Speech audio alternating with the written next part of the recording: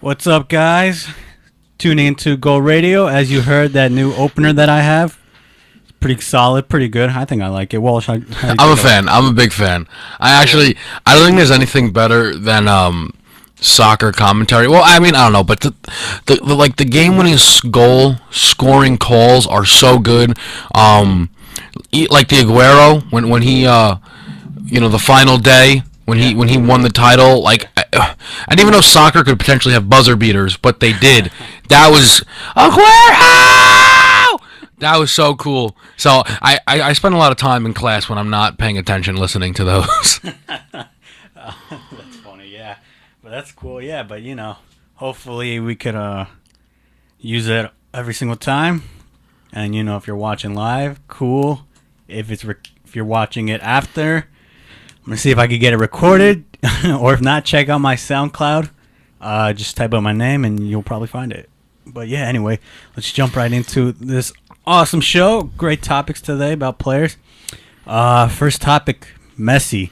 So I don't know if you heard the news that Messi is out for 7 to 8 weeks due to a ligament injury on his knee. Yeah. I mean, that's unfortunate. No matter who you are, if you're a sports fan, you hate injuries. You never want to see them. Especially to the greats. You always want to watch them play. They're such a joy to watch. And I mean, Lionel Messi getting hurt. That's like when Peyton was out. That's like when Kobe's out. I mean, and maybe even more than those two guys, just because of how great Lionel Messi is. It's really unfortunate because we're at the start of the season, and you always want to see Messi. I mean, he seems to always get better. And it would have been interesting to see how he did this year, a full year with the MSN connection of Messi, Suarez, and Neymar. A full season of him out on the right wing, where he seemed to create a lot of magic as he always does. Just unfortunate.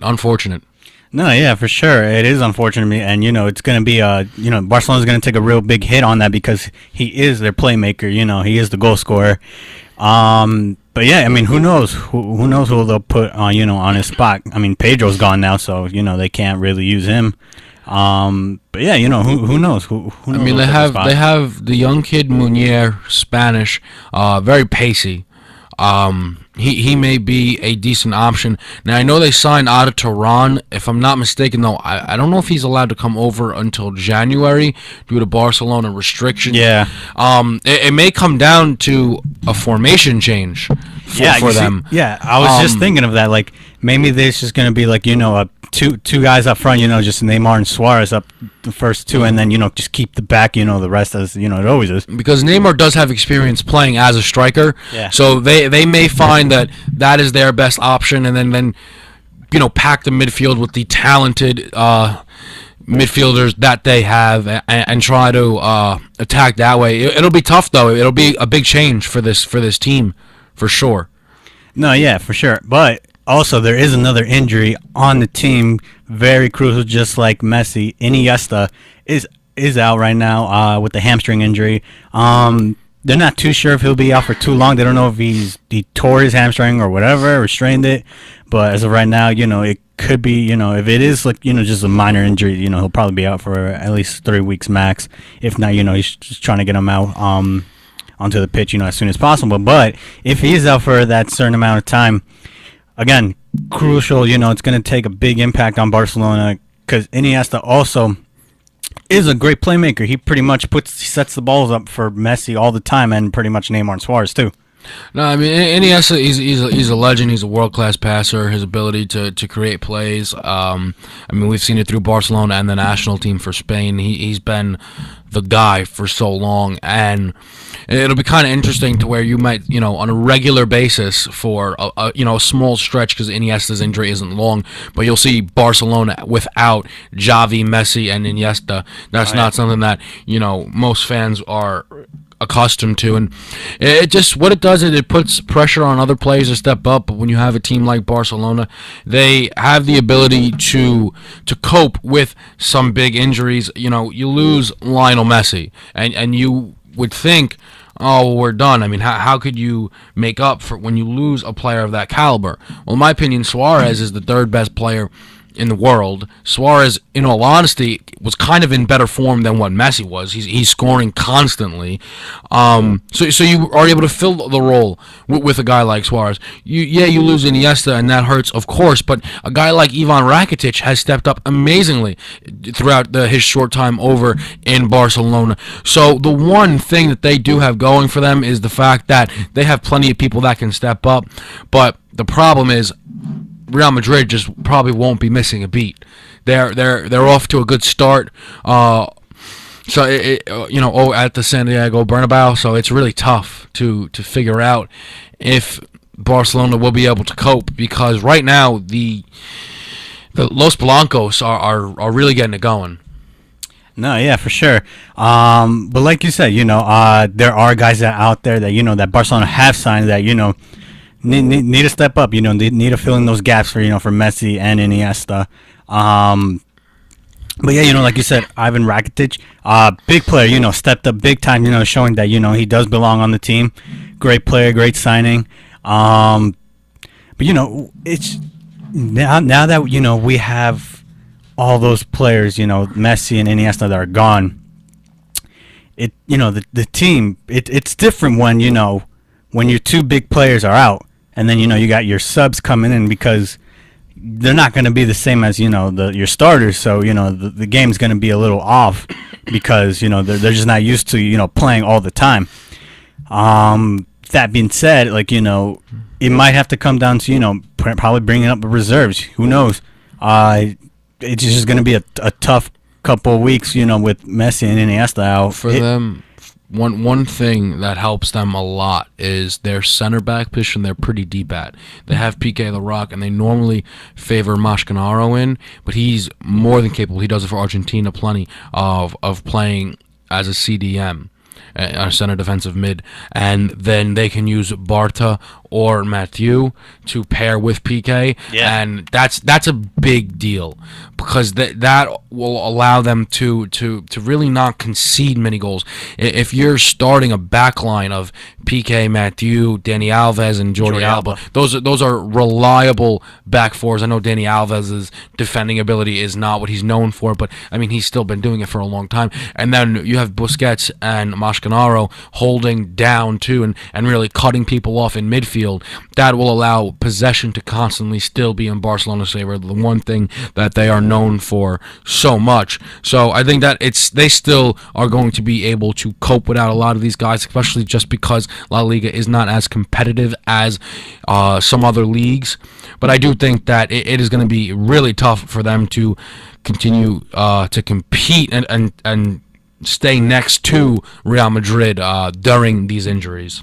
No, yeah, for sure. And like you said, the back line, Barcelona doesn't really need to worry about their back line, because all those players that you just pretty much named are pretty solid right now. And even, coming up as a midfielder, Dani Alves, he's not Dani Alves. I don't know if people have seen Dani Alves also comes up pretty far up on the pitch when he has to. Yes, he can run the ball up and make some good plays. Not sure how much that's going to be reliable, but when he does get up there and he gives it his entire effort, he makes good plays. He'll score sometimes, too, if he's lucky. But yeah, just like you said, Busquets, coming up to CDM, it's a good thing, because like you said, their back line doesn't really need to be changed at all, because they're solid. It's just a solid back line, and their main focus really right now is just the attacking. Mm-hmm. That's all they really need to focus on right now. And I just looked at it. I didn't realize though, but the top three in La Liga, it's actually Villarreal 16 points, Barcelona with 15, and Madrid with 14. So the fact that Madrid hasn't got off to a big time start yet is actually pretty big for Barcelona. And for Real Madrid though, they have to smell blood in the water. Oh yeah. Lionel Messi's not playing. That is a huge deal, and they need to be able to capitalize. No, yeah, for sure, definitely. We'll get into more on that, with the next topic later on. But let's talk about another Barca man who's facing issues himself, not really physically, but financially. Is the main man Neymar? He's facing some IRS issues right now. Probably some tax fraud. I don't know what's going on, but I think just a couple of days ago, the Brazilian government just repoed his Porsche that he had, claiming that it was illegally bought. I mean, Barcelona right now is kind of struggling right now, big time with everything. Yeah, I mean, it's really tough to speculate on these things, tax evasion and all of these. What's going on here? What is Neymar? I don't know. I think the biggest thing though is that Neymar doesn't allow it to affect what he does on the pitch. And I think that's going to be the thing that the people at Barcelona are telling him. That's what his agent needs to tell him. His father needs to tell him. That is what all of the people who are in his ear, the people that he trusts, really need to be preaching to this kid. Because if he allows that stuff to affect him on the pitch, Barcelona can't afford that. No. They used to be able to. They can't afford that anymore. No. They are missing Lionel Messi. Messi, Iniesta, this transfer restriction. There's a lot going on right now. They need to they're on thin ice right now. I'm not gonna lie, they are on thin ice, and they just need to they need to keep it if low profile. If Neymar allows this to get into his head and he starts not producing, that is going to put them in a bad spot. And I don't think it will. I'm not saying it's going to, but he's still a very young player. He is. He still has some maturity issues, if we're being honest. Yeah. How he got suspended at the Copa America. I mean, we know, but he's a world-class talent. He's phenomenal. So if he can keep his head straight, he'll be fine. But he has to keep his head straight. No, yeah, for sure. Like you said, he does have little issues, attitude-wise and all that. But he's still growing up. He's still learning. Life at Spain right now. But hey, hopefully that, like you said, hopefully doesn't affect them. Hopefully people keep positive with them. Hopefully all this gets fixed. But on to the next and last guy. We're switching now to the MLS. Didier Drogba. I don't know if you saw the last game that he played, but man, did he play fantastic. He had a brace, right? Pair of goals. Yeah. Quickly, I believe. Oh yeah, I think he hit one from a free kick, and then he just chipped one over the keeper. Mm-hmm. I mean, it's kind of what we're expecting now. From these players that come over here. David Villa is having a phenomenal year. I mean, of course, we know what Giovinco's doing. He better win MVP. Oh yeah, for sure, he has it. We've seen it for years with Robbie Keane, and Didier Drogba was another one to the list. He's a player that in his prime was top of the mountain.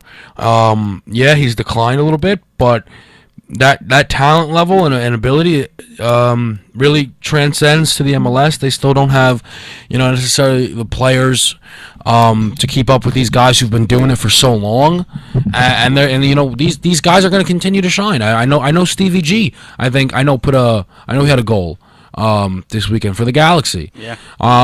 David Villa, I know he scored a pen. Oh, yeah, for NYCFC. I mean, these guys are going to continue to keep scoring and to keep dominating, and it's great for the fans too, because sometimes some of the younger talent isn't as great. It's not. There are some guys that shine. I don't know, in particular for me, I think that Kwame Poku of NYCFC is a player that is gonna really shine and be good. DeAndre Yedlin, who's made his move over to the BPL.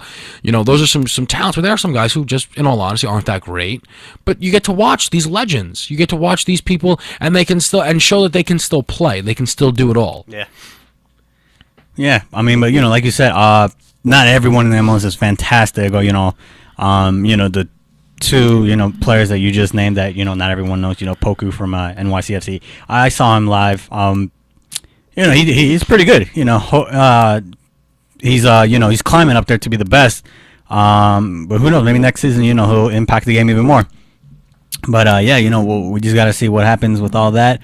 Drogba, like you said, it is expected from him to make those kind of plays, because he is a world class player. He played for Chelsea for many years. He's pretty much a Chelsea legend there. And hopefully within the next season or however long his contract is. Hopefully he just keeps making an impact in the MLS, and having other guys come to the MLS and compete with him, because it's fantastic to see it here in the MLS in the States. It's exciting because now we don't have to wait on TV and watch him playing like in the other side of the world, and we're here. He's here. But yeah, guys. So right now we're just gonna take a quick commercial break, and we'll be right back.